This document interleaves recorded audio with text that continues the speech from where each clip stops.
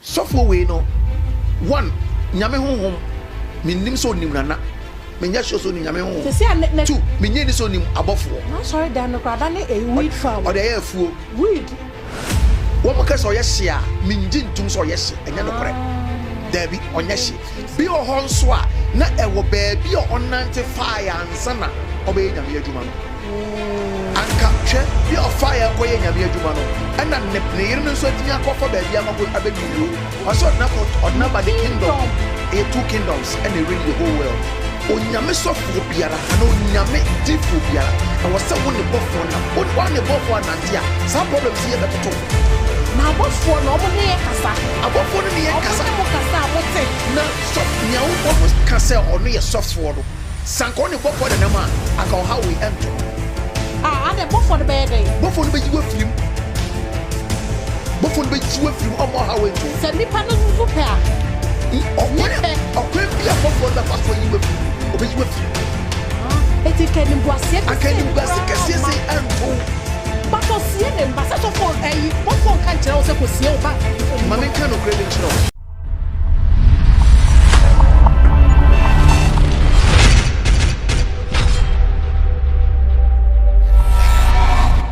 top one mo nua sofo bi ho asamaba etwegu media na so ba bia na oye sofo na ye say oye hye na girl bi ba na sorry girl na ye street girl na girl you can say sofo we dem bi na chi be ka fom pe asa agragro girl na ko Nigeria ba ya wetimi we ni papa no to the extent say I have taken him to my kingdom first he want me into his kingdom na kingdom ankasa no obi kasa hinia eden ida say agya mi chi ahwefo nyina biem me pese nyame ma ati ase se menua osofo na asese wa baslide no wa hwefom ye wa baslide no ye wo na nyame afre no ene ye wo no su nyame adwuma entina me da bia me ka se no kraso na boto kraso ka konkoro na sunu fiam o mu nyina ye fre o mu nkura ati ase very good menye ni se on nyame sunsun enenam minjindi nanka me mpesa asofo asam de meka bi but enya ba nti ayo se wo ka bi aya me mpe sofo ho asam ka omu so ye hye no enya no kore onye hye tie sofo bia owo ho no ni nyame sunsum na nam no bon sam ntimi yin mfa no hwe fom da oti ase to the extent say o se so odaye ya te say tefre atofom ne nachi atoho no one in nine sofo wo ye nipa ubetimi ati ahwe kakra but ubetimi asori what you say because of honhom na ede wo ye adwuma nti ubetimi asori but kosi say sunsunbo ni bi bebo ama wada ya de debi so oni nyame na nam woni nyame na nam a on mabone a echen wo emma wo so da ana ma ohawo echen wo emma wo so da nyankopon sa notie the great emperor bishop yes madam who's my dear me hwe yeah asemi I think that one the third person waka o page ha mama radio ha okay enko na nokore wo enpa waka say ebia na onye nyame sunsun no ndinam very good because osofo a usi nyankopon afrew esiden na obia timi edana wo de wo to foma wo dai yakora tim mama ka se mi nkire ahwefo no mo hwade yinso we sofo kra se wo bon ho ban sofo yeah na nyankopon bon ho ban enti wo sofo so se wo bon ho ban adenti na nyankopon amfa abofo maako abofo nyina wan amfa no won mu yusu 2 wins and 1 win pe ataban baako amfa mo no ho ban no offer chireben serafin fon wo mu nyina mu kra 6 wins adentira ne ka se nyankopon nim sa ho ban bo ho hia ebra bonsam ye ku ti ane pe no hu nyansa se no akwa we mama me ho ban a ekonyo ba betuma fi so enti we sofo kra se wo bo ho ban oti ase na sofo we no one nyame honhom minnim so nim nana menya so nim nyame honhom two menye ni so nim abofo na sorry dan no krada ne a weed farm o de ye afuo weed wo mo ka so ye hye a minji ntum so ye hye enya no kore there be onyeshi bi ohon so a na ewo baabi o onante fire ansa na obeye nyame adwuma no anka hwe mpanifo kaka se bi se ediama na ediama na egro oti ase ediama na ediama na egro oti ase bia baabi o fire koye nyame adwuma no na ne yire no nso atimi akofo baabi akoko abewi ni no oso odna ba the kingdom two kingdoms and they reign the whole world. Kingdom baako ye nyame kopon dia baako eye Satan dia. It is an irrelate to me. Na so for timi ma Satan win you. And Satan ankasa kura ono o ma so for no. Samni beye ketua bi, beye ketekete bi, and abosom ketua bi. Me abosom ye toys e de mame da bia. Abosom ye toys e de mame. Bosom ketua bi, beye ketua bi na yina hwefom. And sanga demon no crumble ba no so anka ni anka owu ya che. Baby oba na oko Nigeria wo. Oko Nigeria no Satan nti Nigeria. Oko baby. Demon no so nti Nigeria. Enti oko baby na ye bosom bi ho no oko ne ho. So obeyi ni kunu na hwefom. Because according to the story na Martin chere say oba no ka no ye club girl. Yeah. And nti na Nyankopon tro asem no ka asem bi say o Kristo ne entina ofewdifo tena bia. Ya so ye din. Wo ye sofo. Wo de onko na honhom konkron wo omu. O se o Kristo ni entina ofewdifo tena bia. That mama fa ba kun so say ne ye ne se ogina ho on hwene ne wan hwiase. O ti ase enti no menye ni sanka nyame honhom atini mu pa e na bofo honhom tini mu a aka bofo no ne nanko o ma ne kwan me ka hwe ata hwefo nyina wo ye sofo na oni bofo a wo ye joka wo te se bobokala ye bacha ye beba ho eti ka to pia ne ko ha say mama me ne me ka ma ahwefo ate ase ne se onyame sofo biara ana onyame difo biara e wo se wo ne bofo nam wo ne bofo anante a sa problem se ye betoto na abofo no mo ne ye kasa abofo no ne ye kasa mo kasa mote na sof nia wo mo kasa ono ye sofo no sanko ne bofo de nam a aka o ha we ento no ade bofo de be den bofo no be yiwa firim bofo no be yiwa firim o mo ha we ento se nipa no so pe a okwen bia bofo no be fa so yiwa firim no obeyiwa firim eti kanim guase be se akanim guase kese se ento but o sie ne mba se so for bofo nka nkira wo se ko sie wo ba eni mama nka no kra be nkira wo se o free nyame achi a wahu now backslide now tofom now die ya afedi demons e be take control e wo nipadua mu eti demonics ne be tena mu ebo se demons be be tena mu eti afedi e o possess wo ne o be kase ye no na wo ye se ne amene abofo be ka se menya no na ene na me ye sana sunsun bone so ka kire wo se ye o be take dominion about your body. Now, na so catch us yes you do it. Sunsun bone so to make kasa sedia bofo de exactly kasa no. Pepepe. Pepepe. Etinka o was bofo bia ka bofo de be bone ko se honhom ene bofo no nyame honhom nyame bofo na kasa ene na ankobeka ze krachi ba bia wo no wo ya yera o catch no wante a bofo no de nsa be ka okura ma wafiri ho na chese ye wa bonsam bofo na ye wo nyame bofo ba men ka se me kire o ebra Daniel bompaye esufre nyankopon se o nyankopon me mpai bo na me de abra wo ntiawrade hwe na boa me no ebra Daniel bompaye nyankopon ti you ana suma Gabriel se on free heavens and for message and for command Daniel se we tie ne mpai bo na prince of Persia was so Gabriel so man ko oye bofo Eti na papa osisi adodaye ya mo odaye ya enti no we no one oba no kofa no kra na sanka o deliver oba no because what kofa na free baby ohonya e wo say deliver no sister o kramanya kokrom na wo kramanya bi na wo pena asema na se wo do kramanya kokrom na kramanya free nsa na wo kochinia na wo hu na waje no na so akoda teche mu a den na se wo ye no me gware no ma no fi na wo hu se ni wo afi ye ansa na efedie wa kana ba wo ma na betena wo nchen but one yes spiritual cleansing no that is the problem. Next time I can cleansing once now so na yes ye ka kire ne se obia na de ne be call so hwem o se ono de oye den obetimi ma men kan okure be nkire wo onye den onu ba bia oye ketua bi sunsumunwuma no anasa asofo sem no categories one nya botre na one fi class 1 na fiti prekope pause ya moja ba dai ebeba what you say if class 1 you go class 2 untimi fi class 1 go classes na just say ladder ye fru ne mako untimi fi entu 9 mienu nkosi debi ensida Oti ase na eti sanko wo bofo bi wo ne nchen a one ne nante a aka bofo ne man nkoto sansodwe ne mu da asem na nkokoto mu kwan ko bofo bi jire frim ntam ntanko ntofom enda ye ya se na ne wada ye ya ma ne ayi video bi a trend ya mi hu ye ne box o hye ase ayi police aba basa na we peja na yere nso so sare de nka nya bibia se ye odo no mudi na odo ye di odo ebo brazier e she point e de be kire social media e be tena social media bia no mo enti no oye sofo a e was sanka from the beginning no ne sofo penny alert no attention say krache o yira ya ka kire no ne sofo penny ne wen Debi ya ka kire no wen na ka kire no asof ya se asofo e hye ne ko ka kire se obia ne de do be consult eni esa asofo na ka kire wo so obo de be consult wo asofo den na mo ye bo abrante no ano so ne asem no enti na me kase suna kura so na boto kura so kwa konkoro na sunu fiam asofo den na mo ye bra mo ye bo abrante no ano so ne asem no o ti ase sofo bia wo sofo penny wo ho sofo bia wo spiritual father wo ho sofo wo na nim ye fa ne se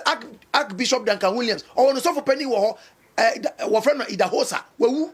ni sofo penny no me pa che wo iti great emperor bishop o sofo penny bi o ni ma o hye no ma men ka se men kire wo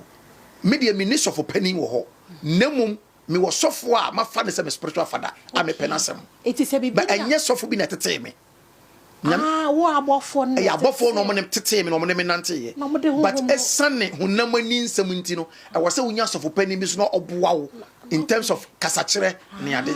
se bibia otumene ni susu very good okay no aka se men kan say can say iti na che se sofo we de lie to lie enti bi sasa ne sofo penny wa hin pacho great emperor bishop say ne sofo penny wa hin ne sofo penny wa hin ti sofo no ade ne besi na o hye ne nkonka kire na wansi anu kwan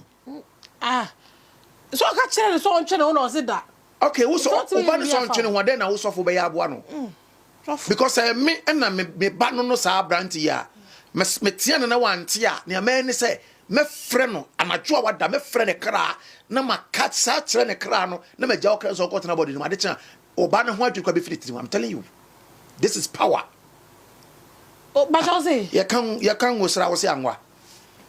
me ba no no yes ade okokoto amane mu na me ka kyerɛ no nte a anadwo a wada me frɛ ne kra no I'm telling you me invoke ne kra na manaba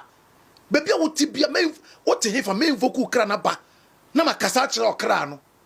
na machi okra na adwene efse nyankopon se onipa akoma hina akoma eda ne nsam te se nsu otene baby onu nyankopon pe no chi wadwene eko enti metimi chi wadwene ato baby a enti ka de chi ye nka obo hu oba ne ko se sorry fiako na wo ye de wa ha sorry fiako obepam no mema wo metimi control say remote control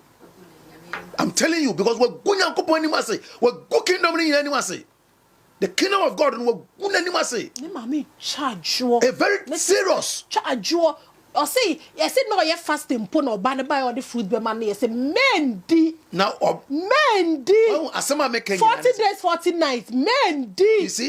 you see fasting po ni oye nipa Yesu Kristo po oye Jesus Christ po bonsam ko no ko so de na nya wo nipa enti me twa mo be so ma hwe oboa emfa mepamon I will sack you so bo ho ba I was say me bo me ho ba me catch me bo for no say awura we and say ababa we metimi ware ma no yeyi oso no that's why me betena catch mu say okwa mpanifo kaka say be say okwa ware ai den bisa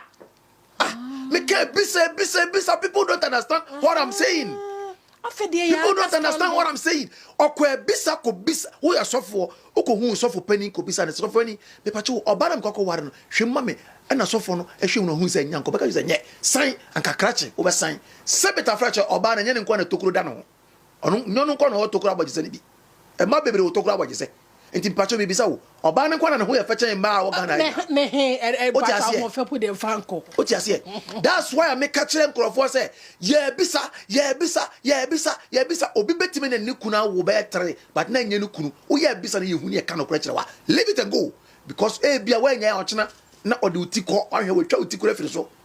another sky bra omu sie nkola no alive papa ne sie nkola no alive we sie tu nti em say third one no ohu la na ne prada we sie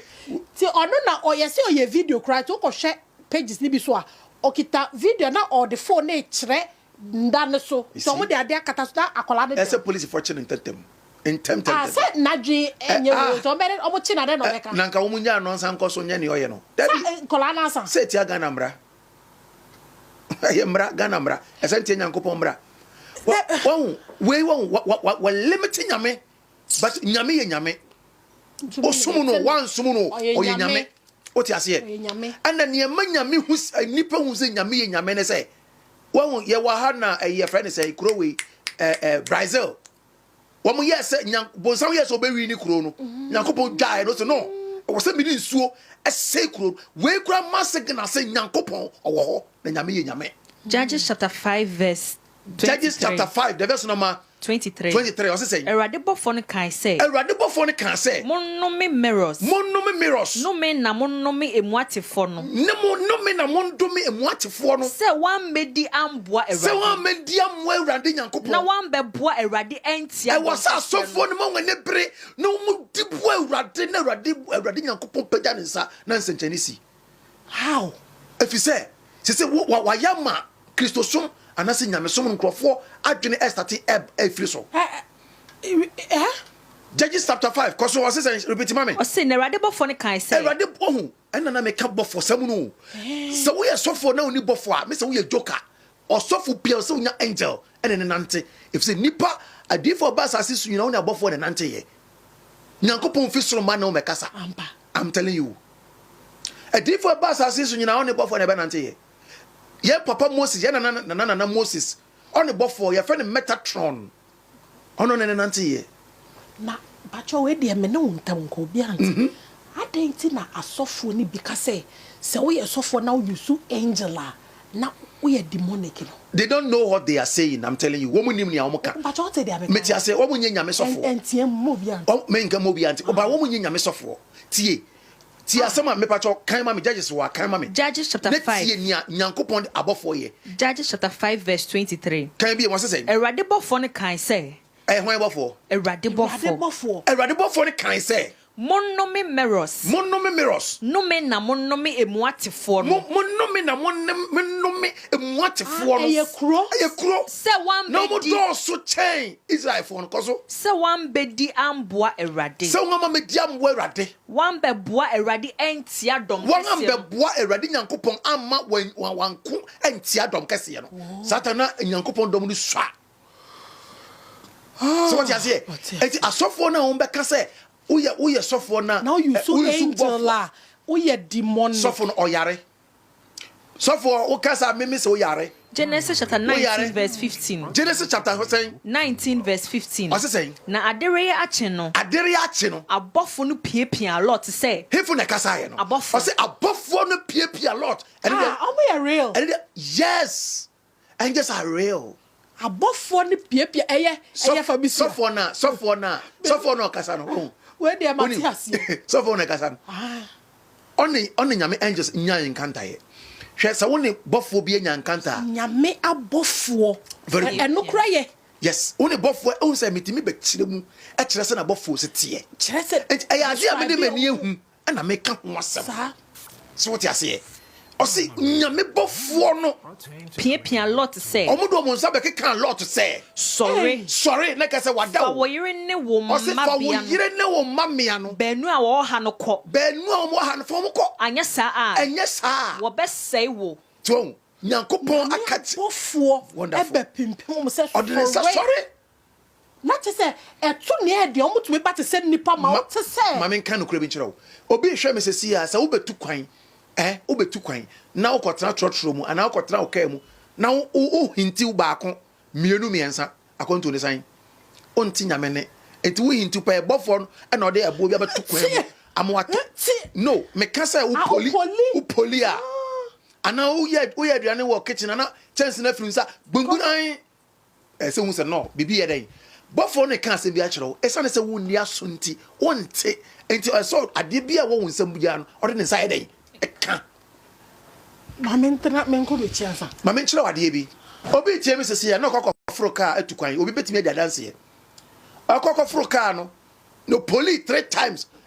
akokoforo kaa na BBC na ne mpaboa te ye oyɛ mpaboa no ogina wana kaa no ye ma kaa no 2 ye the next call got them on or na car that day to quench.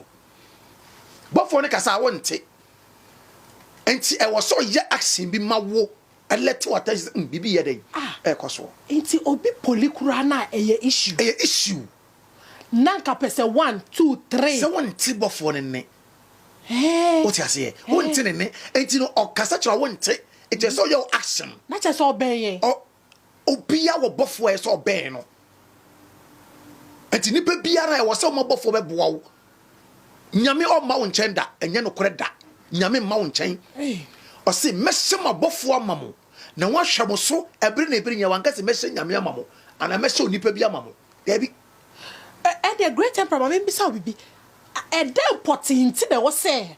Sophobia nya bofo. Me that say, so we be just a question. The entire make us say, Bossophobia, I also nya bofo, and say, Bofo, or be show quain mamma, or no bet tenants, no, or no because a dear way men yet, a dear way yet, a coin we men to, a coin way to, catch it out, we say, or baby problem, or baby ya way, it is when your bofo, we in Nipa, oh, near Koso, because a bofo, Yankopon Bofo, and so boy in Nipa. It's a bofo in we are saying. And the great emperor said, "Oh, be fabo for to know." So I saw Shemra say, "Oh, to me, the opel." It is so quite be crying out to me. It is said so, Jenny and our police in a one day won't even come be our pet. Sana for 70, and to me, Miss Marase.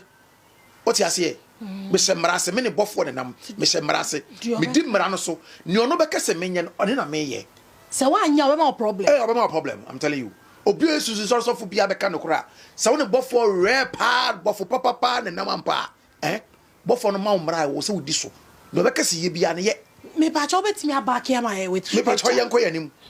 Matthew chapter 4. See. Matthew chapter 4, New Testament. Verse 6. Verse 6. Na oseno say. Na oseno say. Se woni onyankopon ba. Catch Jesus o. Eye bonsam catch Jesus. Woni onyankopon ba. To wo ho chene fam. To wo ho chene fam. Na wa chiro say. How's the bonsam quotation? Na wa chiro say. Wo inti. Obehye na bofo. Obeye de. Obehye na bofo. Obeye de. Obehye na bofo. Amo obeye de. Wa besoa wo wonsem. Thank you. Na wa amfa wo nan ampemobo. Thank you. What you say? Ya chiro say. Obehye. Bonsam kwa confirm say abofo eye rare. Wo mbetimi aboa wo nipa. That's nyame abofo. Nyame abofo, I'm telling you. Bonsam kwa Satan wa confirm. I confirm what Jesus Christ. I know so one abofo. I know so one is Satan. I said the nyame wo bia no Satan on the counterfeit. Counterfeit. Yes. Fake. Yeah. Fake. Counterfeit. What you say? Abyssinia. And you baby. Say obi biara wo yesofo. Na wanya bofo no eh wadwene na wo de kasa kire nyame mba. I'm telling you. Bebre ni has the wadwene de kasa kire nyame mba. Hey. Mo say final kokora asofo obi anya nyame se obi anya jai sa se munu ne ka na nyankopon kasa nkere wo ye bra sofo sister nyame kasa nkere wo ye na why de kasa kire no eh bofo no kasa eti ka kire asori man se bofo no ka kire me se jai nyame se nyame on kasa nkere wo ye ja wasem na okasa bofo na ono amo se bofo no wa wo use bofo no wo ye demonic no why de ka kire na sorry member say anya me ka kire se final ko onyai so ose obi o use bofo e demonica any demonic kese pa anabon sa demon ankasa any ono a we use bofo a wo ye demonic nti nyankopon no one abofo na mo ye na and so demonizer because so no na ka che the church member say sophobia men sophobia o use abofo ho a na obey da ka che o say abofo nyankopon no mo man say ye fa o munya de but great emperor you just ngu plate mu ya ria na Debbie who say nyankopon ni because nyame say and the Lord said and the Lord me can no cry chira hwefo say o nyankopon kasa jiro bia oboa sofu bia be kasa nyankopon kasa cha oboa sofu bia be kasa wa hu nyame da mi so oboa aseme na ka kire mi eti why no hu no encounter no nya wo e bia the vision and the trance mu na hwan e nema mienu ada se obe hu Satan bofo na obe hu nyame bofo. Until last time, me say nyame bofo a obo say ne nine is from na ntwinan na wo say obi a okase wa hu bofo da wo hu bofo da me to we challenge a mangrofo na mpesa o ye say hu bofo no physically a ka chen so o mpeda ne rope no na o hwe ne nan ase so timi pega dia o nyame bofo wo mpega pe o nyame bofo e Satan bofo beko dismiss no nko what are you saying abofo ni nyina hwe rope ten to say asɔre na asɔre a yɛ hyɛ robe tintin a yɛ sunsun sɔrɔ asɔfo a yes yɛ hyɛ tintin no sana wɔn dresse ɛna abɔfo de bi kura ti veil ɛkata wɔn ti. Aiti so ko asɔre na sɛ yɛ hyɛ atare tintin yɛ na ɛnyɛ bɔne de wɔn na ka yɛ sɛ yɛ bɔne. Ni enti a yɛn pɛ sɛ man bɛ hyɛ skin ni ade no sɛ bɛ yɛ ɛnkɔ ha mɛmɛ ne wa distract wɔn. Okay more point. What you say? Good. It is a wo se wo hu bɔfo da mpa wo hu bɔfo aka kyɛ sɛ on pagya ne rope na hwɛ. Obepagya. So pagya de ya no nyame bɔfo on pagya on nyame bɔfo. What if e be on pɛ sɛ mɛbɔ hu? On pɛ sɛ obɛbɔ hu sɛ ne nan ase na ntwinan. Sɛ nyame bɔfo de onsuro until ultimate catches on pagya no pagya de ya wo ne nan ase na ntwinan ya on nyame bɔfo. Ezekiel chapter 1 verse 7. Ezekiel chapter 1 verse number 7. Na won anan ye 9 trodo. Won anan ye 9 trodo. Na won nan ase te sɛ nantwi ba nan ase. O se won anan ase te sɛ nantwi ba nan ase. Ezekiel chapter 1 verse 7. Bible ni mu. Bible no mu. Omo 9 te sɛ na wo hu de a wo hu ye no so ne 9 te sɛ nantwi. Pepe sa pepe na mi hu. Me ba kra no di machi abofo bebre me ni abofo sese abofo kra wo mo ba me hode do so obi apese me ne adwuma me ntimi ne wonya adwuma because mra bi abehye bi adama ntimi eni so me nipa te say uba studio ha se na ya ogina abonten twe o mu nyina ba inside etomo a za sama ye ka o mo and just obi o mu nyina se o pese bi be so dae kra me ka kire se o me so da ba be so dae ene o mo be so me dae me ka kire hwefo ene mo me so agea guda dae abofo akanji Gabriel Michael Raphael Yiro kire ben Seraphimfo abofo pem me ka no kura kire nyame ma wo a wo ho kire wa brabo mu sika sama sei wadwuma sei promise and faith that was one mantenta kire next time I be talking about in 10 time what I say ochina next time me samba bi ma guda invite me a me say be kan bibia fa spiritual marriage ho a handcroft papa spiritual marriage a handcroft papa ma be kasa fa ho spiritual marriage ni e be ya obe firi mu me kire ade abeye ye fra ha ban bi abrewa kata menka ajaguda kata wajapa dia show visa o anami mbom next time ba me be kan wa say de bi kan me be kan wa say me se kan won kan won sole won kan no ne abofo nya we be kan ntika ye fra ha ban bi abrewa kata wotwe maka sa ha ban no ani ye di ji sa spiritual marriage ni free ho it's so simple I'm telling you enti nyame adoma me baby mo invite me ya me ba ma be kan ho ase na mo me kan kire wo obre wadwuma sei o kukuru na atofom onkrata sam aye problem one uti se baby a wote na nka niam akoyie ba se niam abafom obi a niam ankoyie no ya bisa o ya bisa no wi me dia bro no ma na ya bisa me pato underline me ka kire nyame mba bat muntie me dia bro no ma na ya bisa dove mako 14 take note of it me dove 14 na ya bisa me pato bo number nyame shirawo 0244 608077 Machi kwa de menchire because apetesi kura no omonye advert but nkrofo ko ho ana ahimrache ade hia de on so ko de me pen kwala me ho me hia mema na mo your young guy no wasi abrabo kwan so na nyama nkoyi a hwehwe me on pen kwala ore se ye de 8 be me pen kwala ho ere nyankopon hira mo 0244 608077 God bless you bye bye